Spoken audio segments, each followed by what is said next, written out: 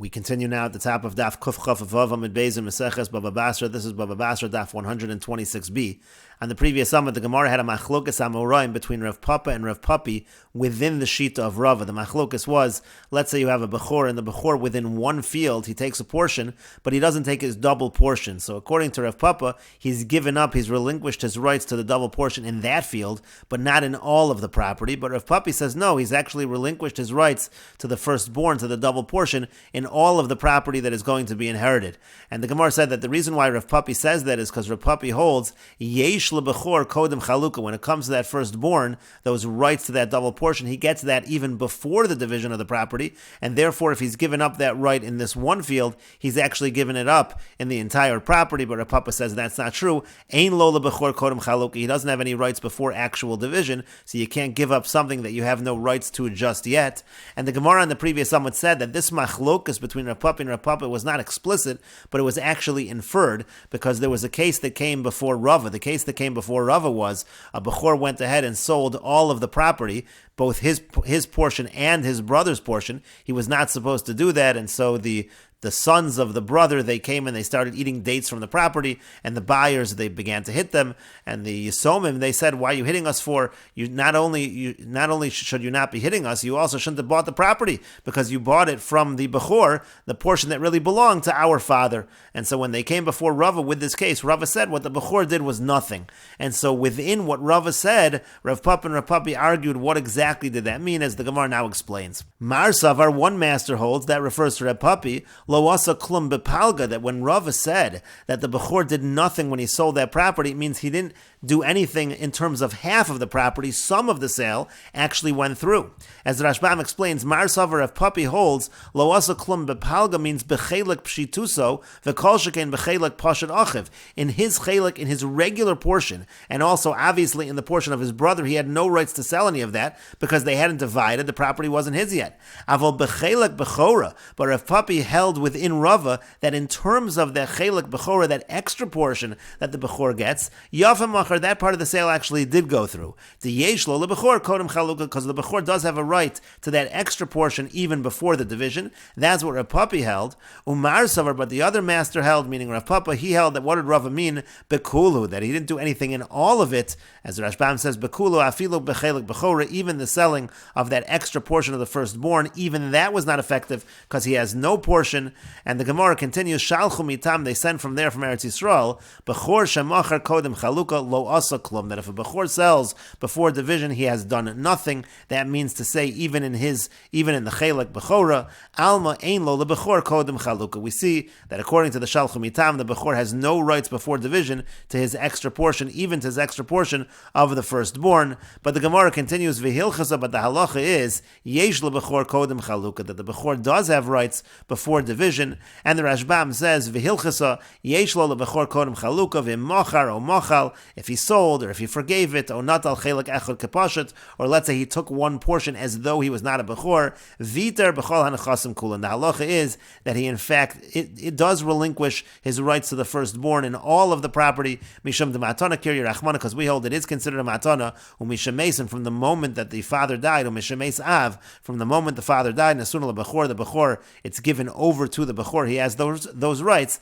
and that's why he can be mochel, even kodem chaluka, yesh lebechor, kodem chaluka. And the Gemara continues, Mar Zutra miderishba palag bitsina depilpali bahade achin b'shavim. Mar Zutra from Rishba, he divided a basket of peppers with his brothers equally, even though he was a Bechor, and so he showed within this division that he didn't want the rights to the firstborn. And so Asad Lakami de Ravashi came before Ravashi. Amarle said to him, Hoel vitarta b'mixas vitarta b'chol hanachasim kulan. Since you've relinquished your rights to the firstborn, even in part of the property, you have therefore relinquished your rights to all of the property again. This is like Rav Papi said, because we say yesh lebechor kodem chaluka, he does have rights before division, and therefore he's given up his rights to the firstborn in all of the property. And the Gemara continues with the Mishnah, Ha'omer ish ploni b'ni bechor lo yitol pishnayim. If a person says, so-and-so who is my son, who is a firstborn, should not get his double portion, or ish ploni b'ni lo yirash im echav, or so-and-so who is my son, should not inherit together with his brothers,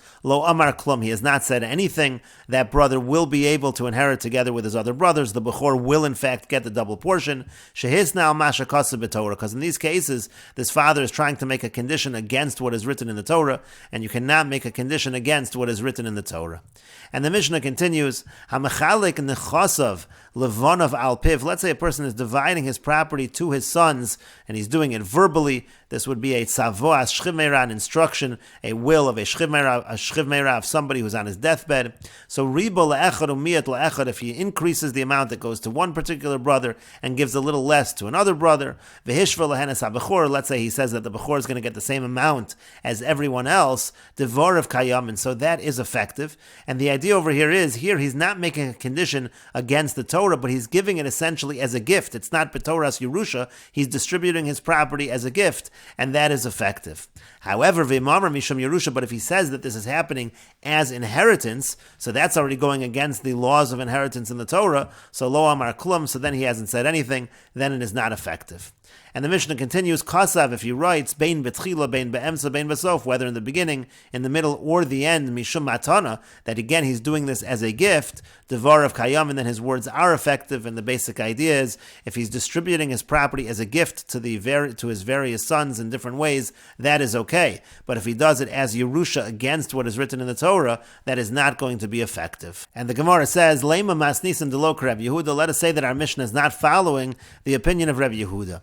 The Rabbi Yehuda, because if it was Rabbi Yehuda ha'amar, Rabbi Yehuda says, b'davar shel mamon, that if it's a monetary matter, to know kayam, you could make a condition against what is written in the Torah. Titani, as we learned in a brayso, ha'omer leisha hareyad mekudeshes li, if a person says to a woman, you are mekudeshes to me, al manas she'ein loch olai she'er ksos v'yona, on the condition that I have no obligations of she'er ksos v'yona, which are the general obligations when a person gets married, harezu mekudeshes, the kiddushin does take effect, uteno batal, but the condition is nullified. The condition that he tried to apply is not going to be effective. It will just be a regular kiddushin, and he is obligated in Sher Ksos V'Yona.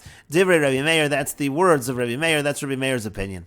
Rabbi Yehuda Omer, Rabbi Yehuda says, B'davar shel mamon, when you're talking about the obligations that are related to monetary obligations, some of those obligations are monetary, and some of those obligations are not monetary. With regards to the monetary obligations, to know Kayim, then his condition is in fact effective.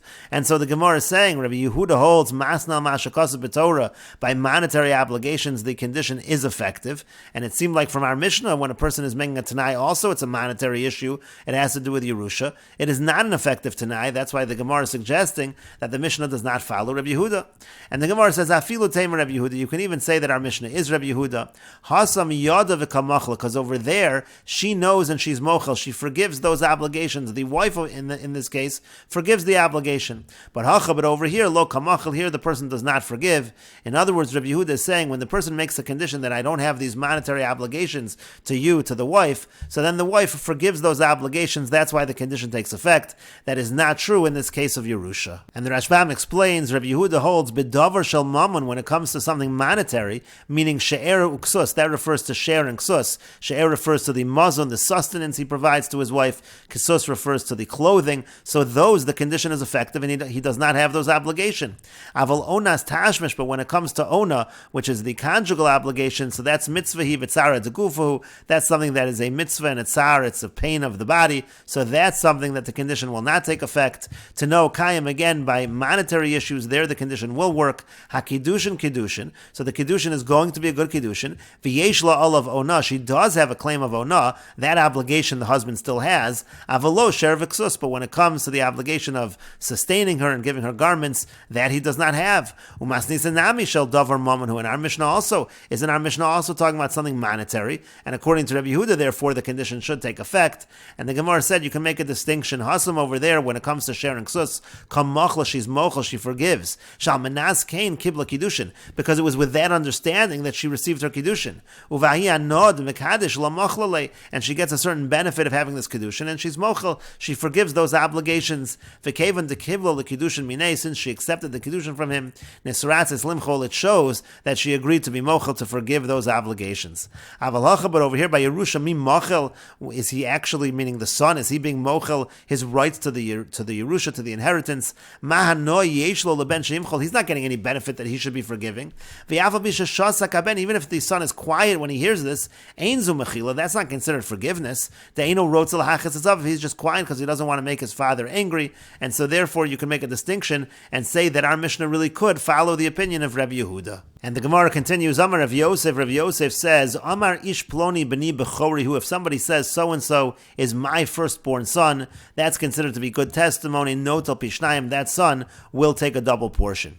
However, ish ploni b'choru, if the person says so-and-so is a firstborn, eino notal pishnayim, that's not enough of a statement to say that this person gets a double portion, because dilma buchra di'ima ka'amar, because maybe what the person was saying is he's a firstborn to his mother. It doesn't mean he's saying he's my firstborn. It doesn't mean he's saying he's a firstborn to his father, and therefore he will not get the double portion. And the Gemara continues, there was someone who came before Rabba bar Chana. Amar Lei said to him, I know that this individual is a Bechor. So Amar Lei, so Rabba bar Chana said to him, how do you know he's a Bechor?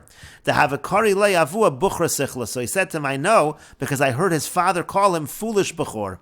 And so Rabba bar Chana said, Dilma buchra di'imahu. Maybe he was saying that he's a firstborn for his mother. D'chol buchra di'ima nami buchra sichla ka'arule. Because a firstborn to his mother, that's what they refer to him as. They call him a foolish firstborn, and maybe he just meant he was the firstborn of his mother, but he was not the firstborn of his father.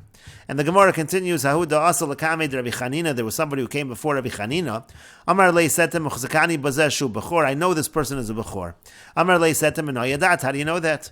Amar Lei said to him, because when people would come to the father, Amar Lu, he would say to them, Zilu lagabe shichas bari, go to shichas, my son, the buchrahu, because he's a firstborn, umasi ruke, and his saliva is able to heal you. The saliva of a firstborn is able to heal. That's what the father used to say. So the father essentially was saying, the son of mine is a firstborn. But the Gemara continues, V'dilma buchra di'imahu, again, he said to him, maybe he's really just the firstborn of his mother. But to that, the Gemara says, no, Gemiri, there's a tradition, buchra de'aba mase ruke, that the firstborn of the father, so his saliva is able to heal. But buchra de'ima lo mase ruke, but the firstborn to his mother, his saliva is not able to heal. So really, from this story, it was evident that this was a firstborn to his father. And the Gemara continues, Amar Rabbi Ami says, Tumtum shenikra, let's say you have a tumtum. A tumtum is somebody who's born, it's not clear whether he is a boy or whether he is a girl, because there's a piece of skin that's covering over, so it's not clear at that time. But then they tear open the skin, v'nimtza zachar, it turns out that he actually is a male. So eino notel pishnaim, he does not get a double portion, let's say he was a firstborn. The Yamar Kra, and the reason why he doesn't get a double portion is because the pasuk says, V'haya haben ha-bechor lasni, it talks about the firstborn, and we darshan from the phrasing of the pasuk, ad sheyehi ben mishas havoy, it says, V'haya haben ha-bechor, so he has to be considered a son from the moment he was born. In the case of a tumtum, at the moment he was born, it was not clear whether this was a son or a daughter, so therefore he's not included in this parsha bechor. He doesn't get the rights of the firstborn in terms of inheritance.